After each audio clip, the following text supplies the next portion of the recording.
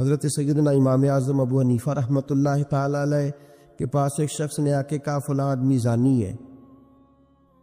فرمایا تجھے کیسے پتا چلا؟ اس نے کہا حضور آپ تو. فرمایا کس نے بتایا تجھے؟ حضور میری بات تو سنے، جلال میں آ گئے. فرمایا تیری طاقت کیا ہے؟ تو نے دیکھا ہے اسے بدکاری کرتے؟ تو نے کسی عورت کے ساتھ اس کو تنہا پایا ہے؟ ایسی حالت میں دیکھا ہے جس سے پتا چلے کہ گناہ کر رہا تھا؟ فلاں آدمی کہہ رہا تھا. فرمایا اگر میں چیف جسٹس ہوتا تو یہ لٹکا کے 80 کوڑے مارتا. ایک مسلمان کے بارے میں تو نے یہ بات کر دی. اور جو لفظ کہے وہ بڑے سمجھنے والے ہیں. فرمانے لگے تو نے رسول پاک علیہ الصلوۃ والسلام کا فرمان نہیں پڑھا؟ میرے نبی پاک نے فرمایا جس نے میرے مومن کو دکھ دیا اس نے تو مجھے دکھ دیا ہے. فرمایا تو میرے رسول کو تکلیف دیتا ہے مسلمان کا عیب بیان کر کے، تجھے خیال نہیں آتا؟ تو سمجھتا نہیں بات کو؟ من اذا مسلمن فقد اذانی.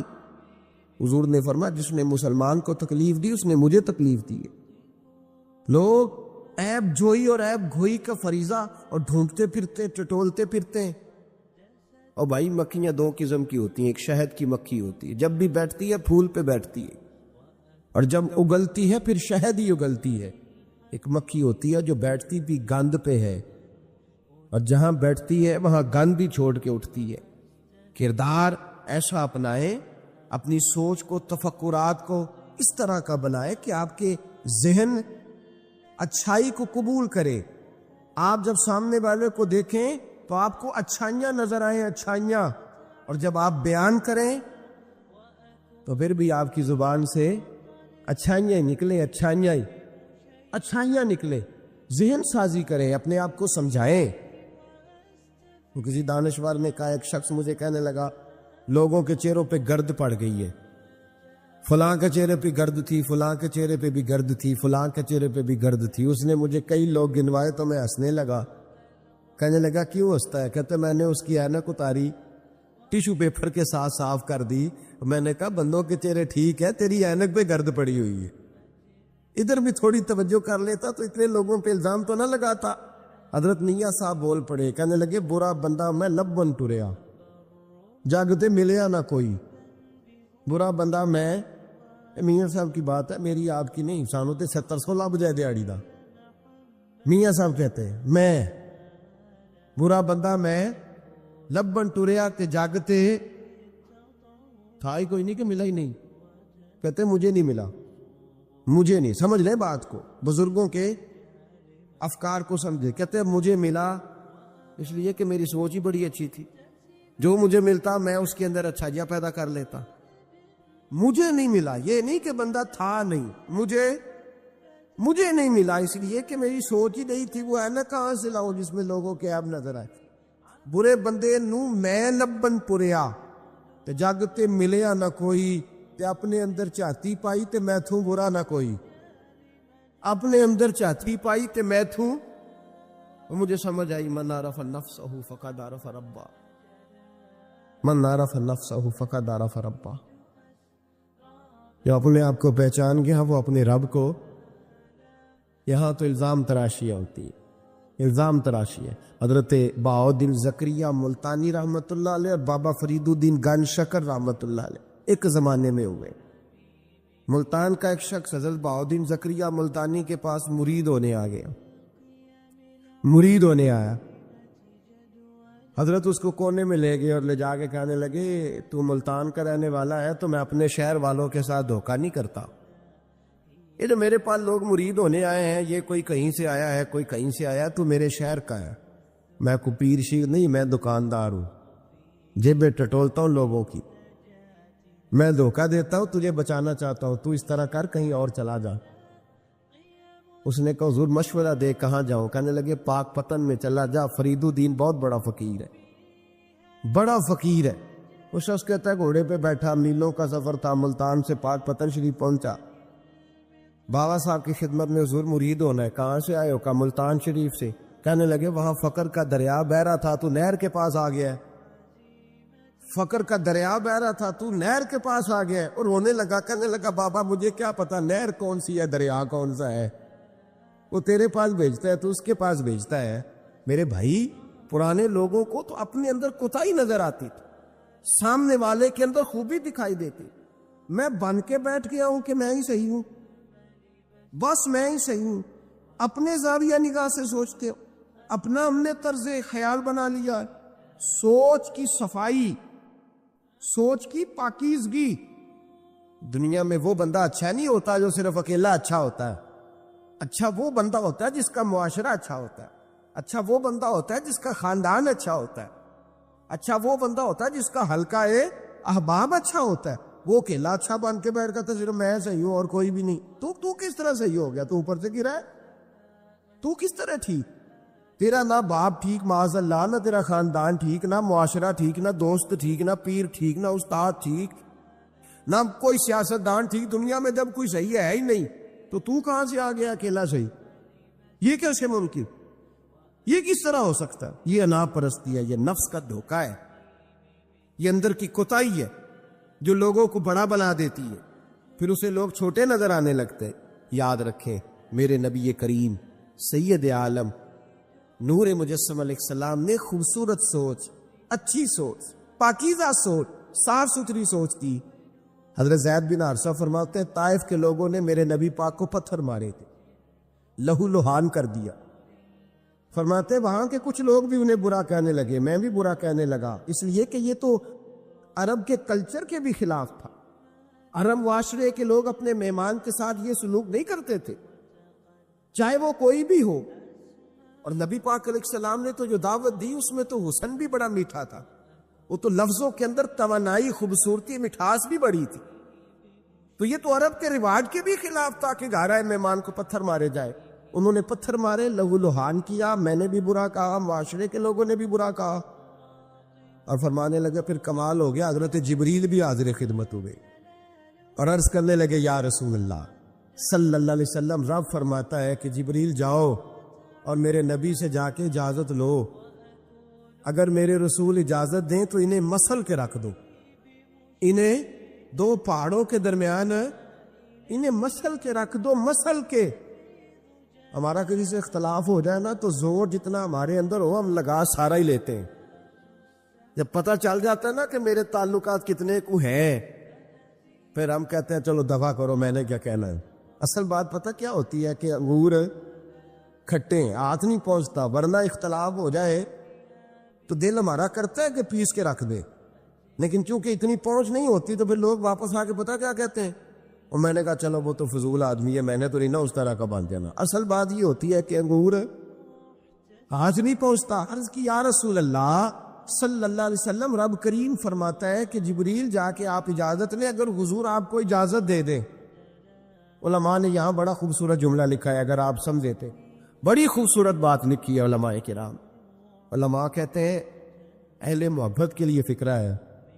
علماء کہتے ہیں جو رب کافر کو سزا دینے کے لیے بھی رسول اللہ سے پوچھتا ہے، کافر کو سزا دینے کے لیے بھی کہتا ہے محبوب اگر تو کہے تو سزا دے دوں، کافر کو سزا دینے کے لیے پوچھتا ہے. ہم تو رسول اللہ کے کلمہ پڑھنے والے ہیں. اور جو نبی کافر کے بارے میں کہتا ہے یا اللہ نہیں انہیں نہیں کہنا، تو محبوب اپنے غلاموں کے بارے میں یہی کہیں گے اللہ کوئی نہیں، بھول گئے تھے، معاف فرما دے، معاف کر دے. یہ باریک نقطہ یہاں علماء نے بیان کیا، اس کو سمجھا کر. نبی کریم سید عالم صلی اللہ علیہ وسلم سے پوچھا، عرض کی یا رسول اللہ صلی اللہ علیہ وسلم، حضور رب فرماتا ہے اگر اجازت. اب سوچ کا معیار دیکھے نبی پاک، حضور کی سوچ کی توانائی دیکھے. صحت مند دماغ فروغ پاتا ہے اس سے جو افکار ہمیں ہمارے رسول نے دیے. بیمار ذہن لوگ یہاں تک نہیں پہنچ سکتے جن کو سارا زمانہ ہی برا لگتا ہے، فلانا بھی غلط، فلانا بھی غلط، فلانا بھی تو جناب صحیح کون ہے، کہتا میں اکیلا ہی صحیح ہوں. او بھائی صحت مند سوچ نبی پاک نے فراہم کی. یا رسول اللہ اگر آپ اجازت دیں تو تباہ کر دیں، لیکن حضور کی امید دیکھیں، زاویہ نگاہ دیکھیں، سوچ کا معیار دیکھیں. میرے رسول نے فرمایا نہیں، انہیں تباہ نہیں کرنا. حضور کیوں؟ فرمایا ہو سکتا ہے ان کی نسلیں کلمہ پڑھ کے مسلمان ہو جائے. اگر تباہ ہو گئے تو نسلیں کیسی آئیں گی، اولادیں کیسی ہو؟ تو میں ان کی نسلوں سے بھی امید کرتا ہوں کہ میرے پیغام کو سمجھیں گی اور قریب آئے. میرے بھائی یاد رکھیں اس بات کو، سمجھ لیں نبی پاک علیہ السلام نے ہمیں صحت مند سوچ دی ہے، ہمارے افکار و نظریات کو توانائی دی ہے۔ ہر وقت برا سوچنا، برا گمان کرنا، اس ملک کا کچھ نہیں ہو سکتا، یہ فلاں نہیں کیوں نہیں ہو سکتا؟ اٹھ باندھ کمر کیوں ڈرتا ہے؟ تو دیکھ خدا کیا کرتا ہے، تو عمل کر اور رزلٹ اللہ تبارک و تعالیٰ پہ چھوڑ دے۔ سوچ صاف ستھری، نظریات پاک صاف، اچھے افکار پیدا کرے، اچھے خیالات پیدا کرے، اچھی سوچ، کسی کی عیب جوئی نہ کرے، ڈھونڈتے نہ پھرے کہ فلاں شخص نے کیا۔ میرے نبی پاک سید عالم صلی اللہ تعالی علیہ وآلہ وسلم نے ارشاد فرمایا، اگر تم لوگوں کی عیب ڈھونڈو گے تو انہیں خراب کر دو گے۔ حدیث پہ غور کیا اب حضرات؟ اگر تم لوگوں کی عیب ڈھونڈو گے تو انہیں، بندے خراب ہو گئے کہ تم خراب کر دو گے؟ اگر عیب ڈھونڈو گے تو تم انہیں خراب کر دو گے۔ کیا مطلب؟ فرمایا اس لیے کہ تمہاری نظر غلط ہو گئی ہے، اب تم روز نئے سے نئے گناہ کا زاویہ ان کے لیے بناؤ، روز نئی سے نئی بری سوچ جنم لے گی تو تم خراب کر رہے ہو اپنے زاویہ نگاہ کے مطابق۔ اس لیے کسی کے عیب تلاش نہ کرو، کسی کے عیب تلاش ڈھونڈتے نہ پھرو، جاسوسی نہ کرو۔ لوگوں کا معبوم مشغلہ ہے، خوبیاں بیان ہی نہیں کرتے، خامیاں ہی بیان کرتے ہیں، کوتاہیاں ہی بیان کرتے ہیں، کمزوریاں ہی بیان کرتے ہیں۔ لوگ جب بھی کوئی لفظ ڈھونڈ کے لاتے ہیں تو کوئی کمی والا لفظ ڈھونڈ کے لاتے ہیں۔ خوبیاں تلاش کر، خوبصورتیاں بیان کر، اچھائیوں کا ذکر کر، مثبت سوچ۔ اور نفسیات کے لوگ یہ کہتے ہیں کہ ٹینشن کے مریض اس لیے زیادہ ہیں کہ لوگوں کی سوچ مثبت نہیں ہے، بڑے پریشان ہیں، کہتے ہیں وہ بندہ بھی غلط ہے، وہ بھی غلط ہے، وہ بھی غلط ہے، وہ چور ہے، وہ ڈاکو ہے، وہ فریبی ہے، وہ ظالم ہے، وہ جابر ہے، سارا دن ٹینشن میں رہتے ہیں، تو پھر نفسیات کے مریض ہو جاتے ہیں، بڑی پریشانی۔ یہ بتائیں، اللہ تبارک و تعالیٰ جب کسی کو دیتا ہے تو کسی سے مشورہ کر کے تو نہیں نہ دیتا۔ وہ کہتا ہے وَيَرْزُقُهُ مِنْ حَيْثُ لَا يَحْتَسِبُ، میں جس کو دیتا ہوں بے حساب ہی عطا کر دیتے ہیں۔ لوگ ڈھونڈتے پھرتے کہتے پتہ نہیں کون سا بینک لوٹا ہے اس نے، پتہ نہیں کون سا بینک لوٹا ہے۔ ایک بہت بڑے ادارے کا مجھے وزٹ کرنے کا موقع ملا، بہت بڑا ادارہ تھا، میری طبیعت خوش ہو گئی۔ لاوارث یتیم بچوں کے لیے ادارہ بنایا اور جدید دور کے تقاضوں کے میں خوش ہو گیا۔ میں نے کہا کیا بات؟ ایک صاحب میرے کان میں کہنے لگے انہوں نے بڑے پیسے اکٹھے کیے، 3 گنا تو یہ کھا گئے، صرف چوتھا حصہ لگایا ہے۔ تو میں نے کہا آپ نے دیے تھے پیسے جو کھا گئے؟ کہنے لگے نہیں۔ میں نے کہا وہ جس نے دیے ہوں گے آپ کا قریبی رشتہ دار ہوگا؟ نہیں۔ دوست ہوگا؟ نہیں۔ میں نے کہا آپ کو کس نے بتایا کھا گئے؟ کہتا میں نے لوگوں سے سنا ہے، میں نے لوگوں سے سنا ہے۔ میں نے کہا نادان آدمی، کتنے کو پیسے؟ کہنے لگا جی کئی کروڑ۔ میں نے کہا تیرے میرے پہ تو کوئی 5 لاکھ کا اعتبار نہیں کرتا، اس پر کسی نے اعتبار کیا ہے تو اسے لاکھوں دیے نا، تجھے مجھے کیوں نہیں دے دی؟ اپنی سوچ کو صحیح کر، اپنے افکار کو سیدھا کر۔ تجھے دیکھ تو صحیح، رب کریم مجھ سے کام کون سا لے رہا ہے؟ میرے نبی پاک علیہ الصلوۃ والسلام نے فرمایا جس کے گھر میں یتیم پلتا ہے اس گھر کے فرشتے دیدار کرنے ہو۔ تو دیکھ تو صحیح اللہ کام کون سا لے رہا ہے؟ یتیم اور لاوارث جس کے گھر میں پل رہے ہیں تو اسے معمولی آدمی سمجھ رہا ہے؟ لوگ 1 منٹ لگاتے ہیں، بدگمانی کرتے ہیں، بری سوچ رکھتے ہیں، کبھی قطعاً ایسی کوئی بات اپنے ذہن کے اندر نہ لائے۔ اور ویسے بھی حساب لینے کی ڈیوٹی اللہ تعالیٰ کی ہے، ہماری نہیں ہے۔ تو جو جس کا کام ہے وہ بہت خوب جانتا ہے کرنے کو، وہ بڑا بہترین کارساز، بڑی باریکی سے جانتا ہے۔ یاد رکھے بدگمانی نہیں کریں، بری سوچ پیدا نہ کریں، اپنے آپ کو تباہ نہ کریں، اپنے آپ کو بھٹکائے نہیں، اچھا سوچیں۔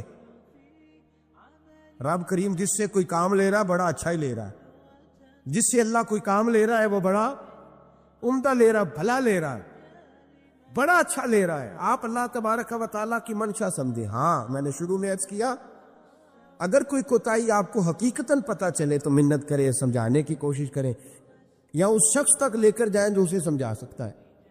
ہم کچھ نہیں کر سکتے، صرف کمیاں بیان کرتے ہیں۔ میرے نبی پاک سید عالم نور مجسم صلی اللہ تعالی علیہ وسلم نے سمجھایا ہے اپنے غلاموں۔ حضور نے پہلے تو فرمایا جاسوسی نہیں کرنی، کسی کا عیب، کسی کا کبھی بھی عیب تلاش، میٹھی بات پیاری بات خوبصورت بات تلاش کرو۔ نبی پاک نے فرمایا حکمت مومن کی گم شدہ میراث ہے، محمد ڈھونڈتا رہتا ہے، جہاں سے خیر ملتی ہے حاصل کر لیتا ہے، جہاں سے اچھائی ملتی ہے اس کو حاصل ہے، وہ ڈھونڈتا رہتا ہے۔ اس کے پاس جو زاویہ نگاہ ہے نا وہ بڑا حسین ہے، وہ تلاش کر کے اپنے حصے کی خیر کٹھی کر لیتا ہے، خیر کر لیتا ہے کٹھی، وہ ڈھونڈ لیتا ہے۔ کبھی عیب جوئی نہ کرے اور پھر عیب گوئی نہ کرے، کبھی نہ مثبت چیز سوچیں، اللہ مثبت چیزیں عطا کرے گا، اچھائی سوچے اللہ اچھائی نصیب کرے گا۔ بزرگ فرماتے میں نے دعا مانگنے کا طریقہ اپنی بیوی سے سیکھا، دعا مانگنے کا طریقہ اپنی، سیکھنے والے تو اپنے بچوں سے بھی سیکھ لیتے ہیں، سیکھنے والے تو ہر ایک سے سیکھتے ہیں۔ وہ کہتے ہیں میں نے دعا مانگنے کا سلیقہ اپنی بیوی سے سیکھا ہے۔ حضرت وہ کس طرح؟ فرمانے لگے میری بیوی نے نا مجھے کوئی کام بتایا، کچھ پیسوں کی ضرورت کے لیے کہا، تو میں نے اسے کہا کہ بھئی ابھی میرے پاس نہیں ہے، کچھ دنوں میں آتے ہیں تو میں دے دوں گا۔ عورتوں کی عادت ہوتی ہے وہ بار بار یاد کراتی ہے، 2-4 دنوں کے بعد پھر اس نے کہا حضرت وہ میں نے کہا تھا کچھ پیسے، میں نے اسے کہا کہ ابھی میرے پاس نہیں ہے، کچھ دنوں میں ملتے ہیں تو میں تمہیں دے دوں گا۔ اس نے کچھ دنوں کے بعد پھر کہا حضور وہ میں نے کچھ پیسے کہے تھے۔ فرماتے میں نے ڈانٹ دیا، میں نے کہا کہ کیا تو روز مجھے شرمندہ کرتی ہے، کہا نا میرے پاس نہیں ہوں گے تو دے دوں گا، تو روز یاد کراتی ہے۔ فرماتے اس نے پہلے تو میری ڈانٹ کو سہا، پھر میرے سخت جملوں نے اس کی آنکھوں میں آنسو پیدا کر دی، پھر اس نے اپنے آنچل میں اپنے اس دکھ کو سمیٹا،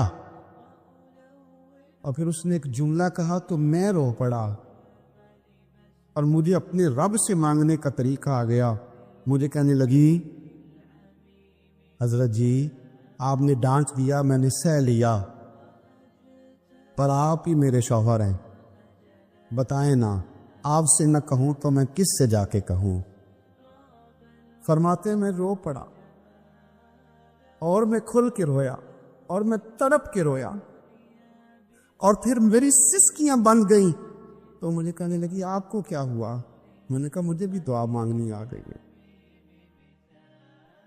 جب میں اسے کہوں گا نا اللہ تو ہی میرا رب ہے، میں تجھ سے نہ کہوں تو میں کس سے جا کے کہوں؟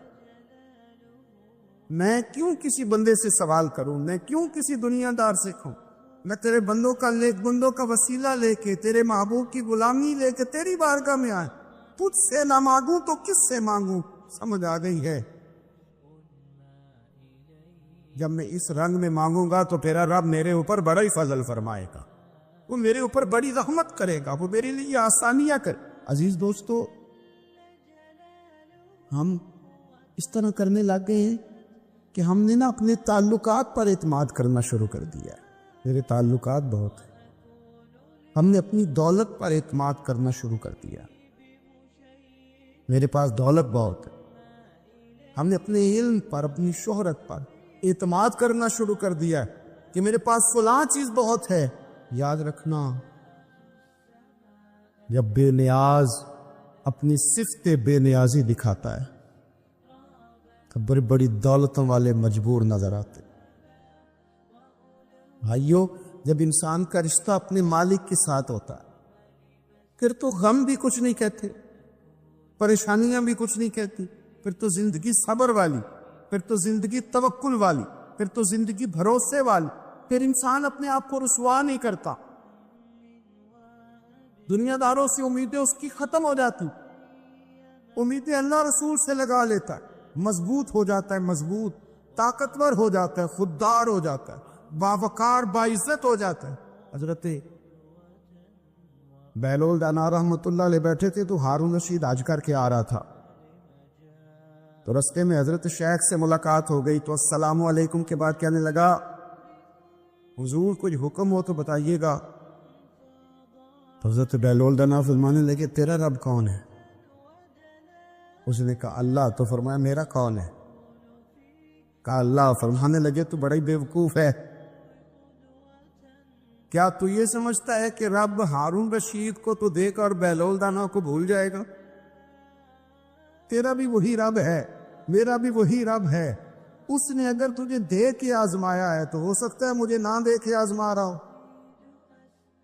جب اس کی حکمت کے تقاضے ہوئے تو عطا کرے گا اور دے گا، تو جا اپنا کام کر، بھائی اپنی روحانی زندگی، اپنی عبادات، اپنے وظائف، اپنے روزمرہ کے معاملات، اپنی دعائیں، اپنا استغفار، دیکھو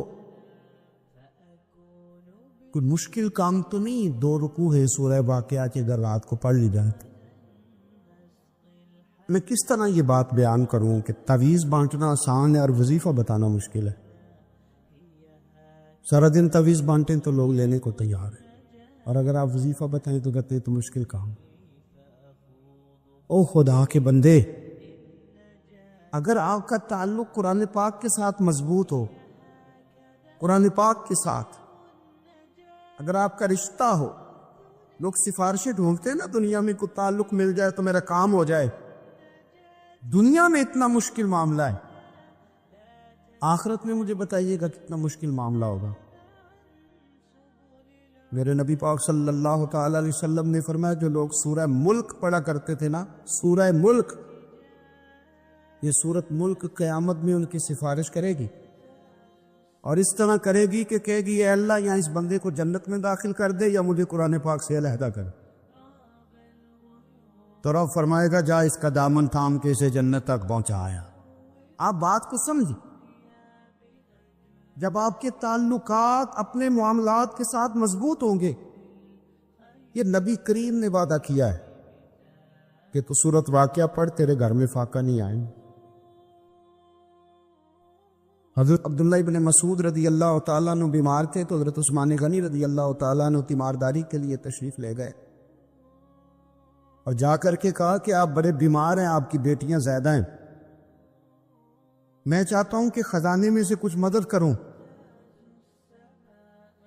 تو سیدنا عبداللہ ابن مسعود رضی اللہ تعالیٰ عنہ اٹھ کے بیٹھ گئے اور کہنے لگے امیر المومنین، اللہ آپ کو میری طرف سے، میری بیٹیوں کی طرف سے بہتر صلہ دے، میری بیٹیوں کو کسی خزانے کی ضرورت نہیں، میں نے انہیں خزانہ دے دیا ہے۔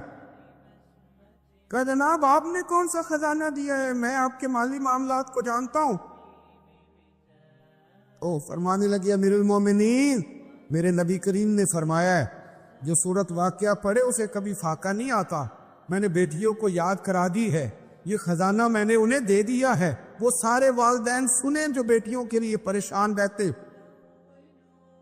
حضرت عبداللہ ابن مسعود نصیحت کر رہے ہیں، فرمانے لگے میں نے سورت واقعہ یاد بھی کرا دی ہے، پڑھنے کی عادت بھی ڈال دی ہے۔ حضور نے فرمایا ہے جو سورت واقعہ پڑھے اسے فاقہ نہیں آتا۔ کہنے لگے چاند تو اپنی جگہ چھوڑ سکتا ہے، سورج گر سکتا ہے، تارے ٹوٹ سکتے ہیں، پر مدینے والے رسول کی بات غلط نہیں ہو سکتی۔ حضور نے فرمایا فاقہ نہیں آئے گا تو انشاءاللہ کبھی بھی نہیں آئے گا۔ کرنے کا کام یہ ہے کہ ہم اپنی معاملات، اپنی عبادات، اپنی دعائیں، کبھی 10 منٹ عادت ہو جائے نا دعا مانگنے کی علیحدہ سے رات کو۔ حضور نے فرمایا جو فرض نماز کے بعد دعا مانگے اللہ اس کی قبول کر لیتا ہے۔ نبی پاک صلی اللہ تعالی علیہ وسلم نے فرمایا اللہ مسافر کی دعا قبول فرمائے۔ حضور نے فرمایا اللہ مظلوم کی دعا قبول فرماتا۔ حضور نے فرمایا بیمار سے دعا کراؤ اللہ اس کی دعا قبول فرماتا ہے۔ میرے نبی پاک نے فرمایا ماں باپ جب بھی اولاد کے لیے ہاتھ اٹھائیں، ویسے تو بلے شاہ تو آسمانی اڑ دیے ہی پھڑ دیں، جڑا گھر بیٹھا انہوں بڑے آئی نے۔ حضور فرمانے لگے ماں باپ جب بھی اولاد کے لیے دعا فرمائیں اللہ ان کی دعا کو قبول کرتا ہے۔ دعائیں کرانی چھوڑ دی، کرنی چھوڑ دی، لینی چھوڑ دی۔ حضرت سیدنا انس بن مالک رضی اللہ تعالیٰ عنہ فرمایا کرتے تھے میں نے وہ رنگ دیکھا ہے جب حضور دعا مانگتے تھے اور حضور کی مقدس آنکھوں میں آنسو بھی ساتھ ہی بہا کرتے تھے، میں نے وہ انداز دیکھا۔ تو صلاح الدین ایوبی بزرگ سے کہنے لگے آپ بھی دعا کیجیے، اور خود رونے لگے اور سر سجدے میں رکھ کے رونے لگے، اور عشاء سے لے کر فجر تک روئے، خوب روئے۔ صبح وہ بزرگ آئے تو صلاح الدین ایوبی کا خوبصورت اور ہنستا ہوا چہرہ دیکھا، کہنے لگے آپ بڑے خوش ہیں، رات تو میں نے بڑے روتے ہوئے دیکھا تھا۔ تو کہنے لگے حضور وہ جو بحری بیڑا آ رہا تھا نا وہ پانی میں ڈوب گیا ہے. اب وہ نہیں آ رہا. ابھی خبر آئی ہے تو میں بڑا خوش ہوں. بزرگ کہنے لگے اٹھ سینے سے لگ اور سن ایک بات, وہ بحری بیڑا پانی میں نہیں ڈوبا, وہ تیرے آنسوؤں میں ڈوب گیا ہے. او میری ملت کے جوانوں, مزہ نہیں آ جاتا جب ساری دنیا سوئی ہو, ساری دنیا, اور بستر بھی گرم ہو اور نیند بھی پورا غلبہ کر رہی ہو, اور اچانک گھنٹی بجے دماغ میں, آنکھ کھلے, گھڑی پہ نظر پڑے, 3:30-4 بجے کا پیغام گھڑی بتائے, اور کوئی چڑھتی جوانی والا اٹھ کے وضو کرے, اور جب وہ مصلی کھول کے بچھائے تو مدینے والے محبوب کہتے ہیں کہ ہر نماز پہ رب ثواب دیتا ہے, اور جو اٹھ کے تہجد کی نماز پڑھے اسے دیکھ کے تو رب مسکراتا ہے. وہ مسکراتا ہے, خوش ہوتا ہے کہ میرا بندہ تہجد میں اٹھ گیا. وہ مسکراتا ہے. کاش ہماری صبح کبھی اپنے مالک کے نام ہو جائے. کاش کے صبح حضرت ابو الحسن رحمۃ اللہ تعالی علیہ حضرت معاذ ابن جبل رضی اللہ تعالیٰ عنہ کے پاس بیٹھا کرتے تھے. فرماتے ہیں ان سے جو پیار بڑھا تو پھر میرا مصلی سے بھی بڑھ گیا. تابعی فرماتے ہیں صحابی رسول سے محبت ہوئی تو ذکر سے بھی ہو گئی, پھر درود شریف سے بھی ہو گئی. محبت ان سے بڑھی تو پھر اللہ نے مسجد کا پیار بھی بڑھا دیا.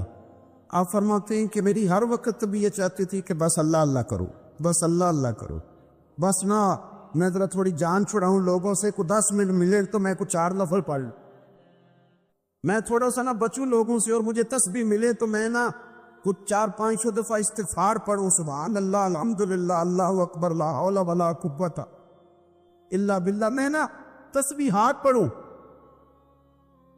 فرماتے ہیں کہ بچے تھے گھر میں 6-7, غربت تھی, کام ملتا کوئی نہیں تھا, اور میں کام چور نہیں تھا, کام ڈھونڈتا تھا, پر اللہ کی قدرت کے کام نہیں ملتا تھا. فرماتے ہیں کہ میں نے ایک دن اپنی اہلیہ سے کہا کہ آج میں پھر جاتا ہوں کام ڈھونڈنے. تو میری بیوی بڑی فرما بردار تھی, پر اس دن نہ غربت کے ہاتھوں تنگ آ کے کہنے لگی, آج نانا کو تو چیز لے کے آیا تو مجھ سے بچوں کی بھوک نہیں دیکھی جاتی ہے. سب روگاں دا روگ محمد, جس دا نام غریبی, کنڈ بلا کے لنگ جاندے نہیں دوست یار قریبی. آج نہ کچھ لے کے آیا تو میں بچے لے کے چلی جاؤں گی. شیخ فرماتے ہیں کہ میں بڑا پریشان گھر سے نکلا, پر میں نے صبح سے لے کے زور تک کام ڈھونڈا, کام ملا کوئی نہیں. تو میرے دل میں خیال آیا, چلو کام نہیں ملتا تو اللہ اللہ تو کرے نا, چلو بندوں کی مزدوری نہیں ملتی تو رب کریم کی عبادت ہی کرتے ہیں. فرماتے ہیں کہ میں نے نا فرات کے پانی سے وضو کیا نہر کے, شدید دھوپ تھی, ساتھ ریت تھی, اور ریت تپ رہی تھی. میں نے اپنا رومال وہی مصلی کے طور پر بچھا لیا, اور فرماتے ہیں کہ زور سے لے کر عصر تک نماز پڑھی, دھوپ بھی پورے زور پہ, پر میرے سجدے کا ذوق بھی پورے زور پہ. فرماتے ہیں سورج بھی چمک رہا ہے, اور رب کی عبادت کا ذوق بھی پورے زور پہ. میں سجدہ کروں تو پھر میرا اٹھانے کو جی نہ چاہے. میرے استاد لکھا کرتے تھے, یہ ان کا شعر ہے, وہ کہا کرتے تھے, مجھے سوز دے, مجھے ساز دے, اور مجھے نیم شب کا نیاز دے, دم سجدہ خود کو میں توڑ دوں, مجھے ایسا ذوق نماز دے. اور میں تیری بہار کا پھول ہوں, میں کھلا بھی ہوں تو تیرے لیے, مجھے میری شاخ سے توڑ لے, مجھے اپنی زلف کا ناز دے.